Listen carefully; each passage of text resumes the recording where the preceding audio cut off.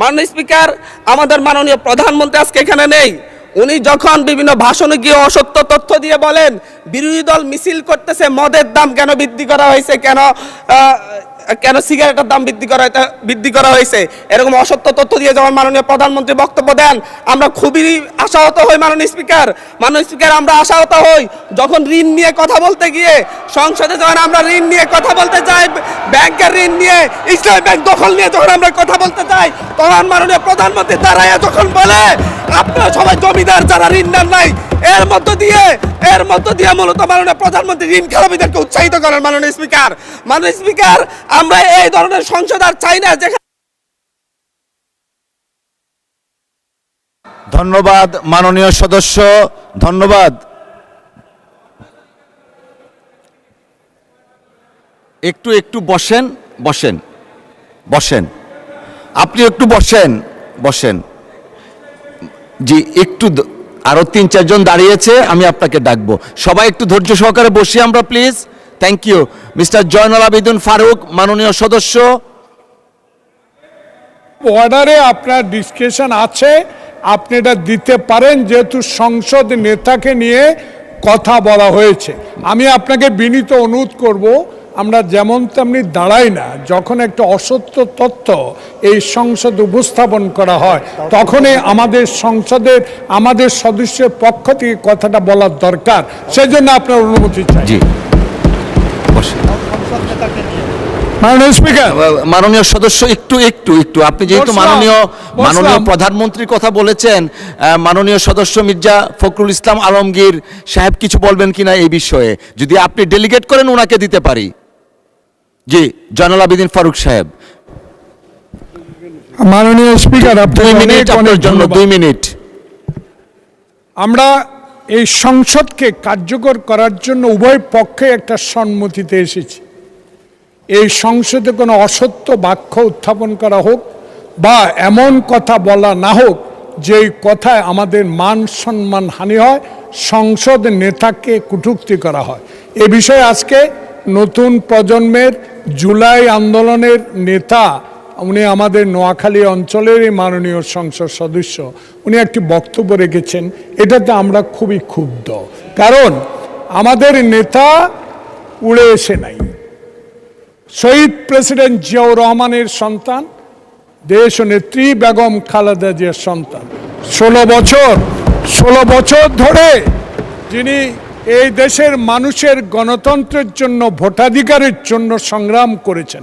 আজকে কোনো লুটের ভোটে নয়, 10টা হুন্ডার 20টা গুন্ডার ভোটে নয়, একটা সুষ্ঠু ভোটের মাধ্যমে সংখ্যাগরিষ্ঠ অর্জন করে সরকার গঠন করেছেন।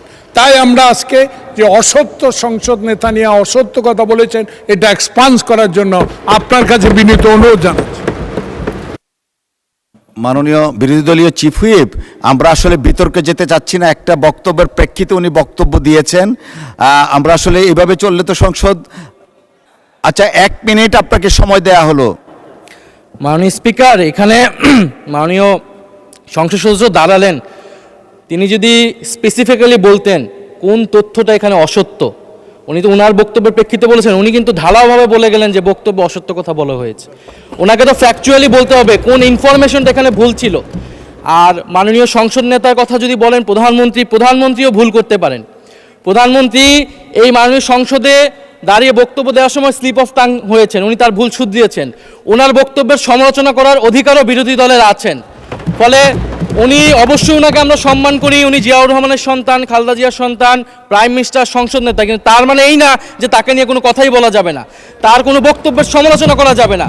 আমরা তো গণতন্ত্রের দিকে যেতে চাচ্ছি, আমরা কোনো ফ্যাসিবাদের দিকে আবার যেতে চাচ্ছি না। ফলে এটা যাতে মাননীয় স্পিকার আপনি বিবেচনা রাখেন সিদ্ধান্ত নেওয়ার ক্ষেত্রে।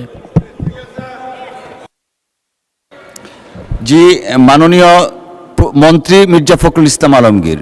ধন্যবাদ জনাব স্পিকার। আমাদের মাননীয় ডেপুটি বিরোধী দলের হুইপ, যে চিফ হুইপ যে কথাটা বললেন, আমার মনে হয় সত্য নয়, সঠিক নয়। কারণ আমাদের মাননীয় সংসদ সদস্য যে বক্তব্য দিয়েছেন বিরোধী দলের, সেই বক্তব্যের মধ্যে তিনি সুনির্দিষ্টভাবেই বলেছেন যে আমাদের সংসদ নেতা প্রধানমন্ত্রী তিনি অসত্য বক্তব্য দিয়েছেন।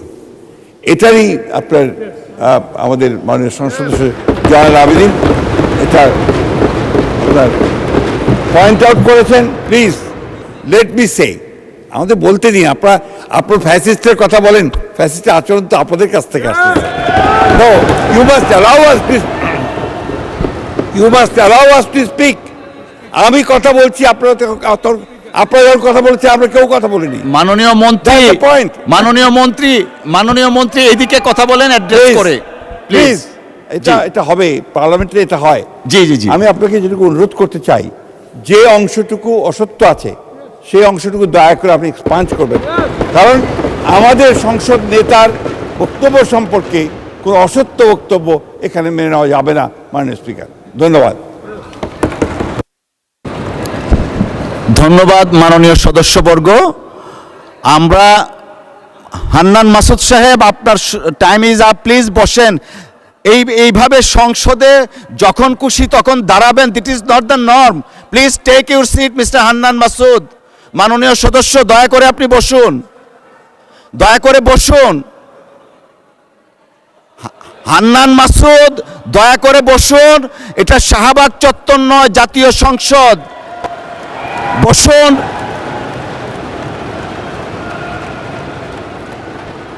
May I humbly request you to take your seat, please? আপনি বসেন।